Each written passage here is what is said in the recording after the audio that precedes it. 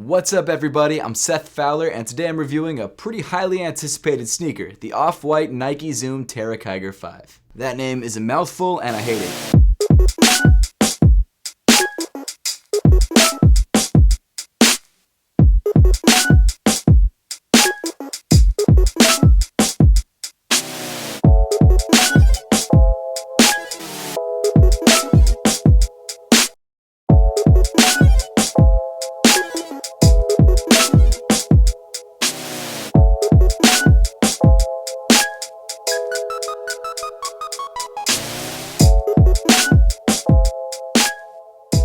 A few months ago, it was rumored that Nike and Virgil Abloh actually ended their 10 collection, which was their collaboration on 10 different Nike silhouettes. However, since that announcement, we have had like 2 to 3 different colorways of sneakers from the 10 collection release, but it could be argued that those sneakers were already rumored and already sort of leaked, so for that reason, the 10 collection could actually still be over. But just because the 10 collection is over doesn't mean that Nike and Off-White are gonna stop collaborating, and it seems like they're actually bringing out some new versions of new silhouettes. Well, I guess not really new silhouettes, they're kind of new takes on old Nike silhouettes. And one of the first releases of those new takes is the women's release of the Nike Zoom Terra Kiger 5. Yes, I did say this is a women's only release, and technically it is, even though sizing goes up to, I believe, 14.5 women's. Oh, it actually goes up to a 16.5 women's, which means it goes up to a 15 in men's. So in that case, I'm not exactly sure what makes this a women's release over a men's release. The only thing I could think of is maybe the Nike Terra Kiger 5, which is a silhouette I'm not very familiar with, could be a women's only silhouette, but actually I have seen guys wearing the shoe, so I don't think that's it. Whatever the case may be, in this off-white iteration, this shoe is dubbed a women's only release, and I'm okay with that because it comes in my size. The off-white Nike Zoom Terra Kiger 5 is based off the original Nike Zoom Terra Kiger 5, which is originally a running shoe. What's interesting about the aesthetic of the off-white version though is that it seems to be almost like a trail or even golf shoe because of these sort of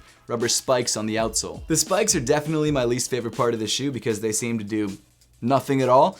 But we'll talk about them later on once we get to the outsole of the shoe. Why don't we jump into the upper of the sneaker and find out what makes this shoe so interesting. Starting off from the toe of the shoe, the base layer of the sneaker seems to be this sort of plasticky nylon material, and in this colorway it comes in a bright neon green. If you were wondering, in addition to this sort of green and brown colorway, there was also a white and gray colorway and a black and pink colorway. And the reason I picked this one is because it was the only one that was in stock in my size at Flight Club, so there you go. Right in the center of the toe, you've got this black sort of velvety feeling Nike swoosh, and then just below that, a trademark logo printed onto the toe. Then running around the sides of the toe, you've got this sort of brown suede material, which is a very similar color to what you find on the Travis Scott Air Jordan 1s. This brown suede actually has clear eyelets punched through it, and coming through those eyelets, you've actually got this black flywire. The flywire in turn holds these blue rope laces in place, and speaking of laces, this shoe actually has a dual lacing system, which is pretty weird. This blue rope lace is sort of the outermost lacing system and weaves through flywire along the side of the shoe. And then just underneath that, you've got a much more standard lacing system with flat black laces. I think this dual lacing system does give the shoe a unique look, and I actually don't mind the look at all.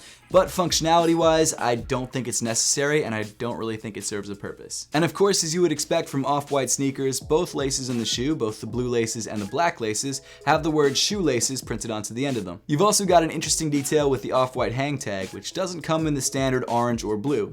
In this case, it comes in sort of a velvety feeling green, which is different. Underneath the mess of laces and this green felt hang tag, you've got a pretty standard white Nike tongue that's made of foam and nylon. As we've come to expect from off-white sneakers, you've got exposed foam around the edge of the tongue, but unlike most other off-white sneakers, you actually have a pretty standard Nike tag at the top of the tongue. Then moving inside the sneaker, you've got a black sock liner around the ankle, which doesn't really have too much padding to speak of, but it definitely isn't uncomfortable. And then rounding off the inside of the shoe, you've got sort of a caution yellow insole with the Nike swoosh and off-white branding printed onto it. As for fit, the off-white Nike Zoom Terra Kiger 5 is a women's shoe, so it is cut a little bit different than normal men's shoes. Shoes that are cut for women are usually slightly more narrow and slightly slimmer than their male counterparts. So even if you grab the size that usually should fit you in men's, in women's it might be a little bit too tight, especially around the midfoot area. So I would probably suggest going up half a size, unless you have narrow feet like myself. I'm a size 9 in men's, and this size 9 or size 10.5 in women's fits me perfectly. Also keep in mind that women's sizes are usually numbered a size and a half over men's. So I'm a size 9 in men's, and this is a size 10.5 in women's. Just add 1.5 to your standard size, and that's your size in women's. Unless you are a woman, in which case,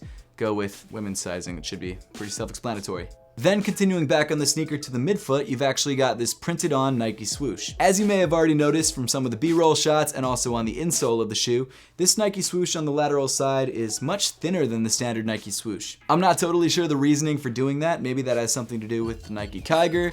Maybe that's just something different Virgil's trying. I have no idea, but I could take it or leave it. And just like with the other off-white sneakers in the collection, you still have that bright orange hit near the end of the swoosh. Another kind of interesting detail that's worth noting is that the material actually changes from the midfoot of the shoe towards the heel. In the midfoot, you've got more of that sort of plasticky nylon feeling material, and as you move back, you've got a mesh covering up sort of a perforated foam material. It almost gives the back of the shoe sort of a polka dot feel. Then moving around to the medial side of the sneaker, you have your standard off-white Nike paragraph printed onto a couple different panels on the side of the shoe in black. This time around it reads off-white for Nike, Kiger, Beaverton, Oregon, USA, C 2019. And then underneath the paragraph, you've got this sort of tinfoil looking metallic Nike swoosh. It kind of gives the medial side of the shoe some bling, like you would definitely notice it if you took a step and the sun hit it just right. You might actually blind some people. I don't know how I feel about it actually. And then moving around to the back of the shoe, you've got more of that brown suede paneling with the Nike Air logo embroidered in white. Then moving down on the sneaker, we get to what quite possibly is the most boring part of the sneaker, and usually isn't in most cases, but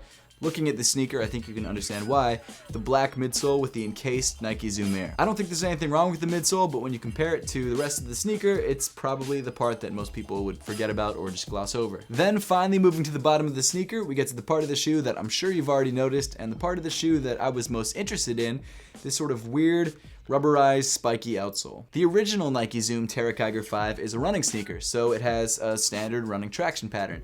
But for this off-white collaboration, they decided to add these weird spikes, and I didn't know how to feel about them, and I was really interested to see how they'd feel on feet, and I've got to say, they feel exactly how I bet you think they would feel. These spikes are not stiff at all. They're very rubberized, they're very soft, and very flexible. So because of that, when you stand on the shoe, they completely compress, which in some ways is fine. I don't think they feel bad underfoot, but it kind of removes the need for the Zoom Air unit because you're not actually ever compressing the Zoom Air unit. However, the main problem that I have with these spikes is that they're very unstable. It's kind of like you're standing on, well, a bunch of rubber spikes. I guess you could say it's like you're standing on a rubber carpet or a bunch of rubber needles. I can't think of a good metaphor for this, but it's definitely not the most stable. If you're just walking forwards and backwards, you probably wouldn't notice them other than the sort of weird springiness that they give you.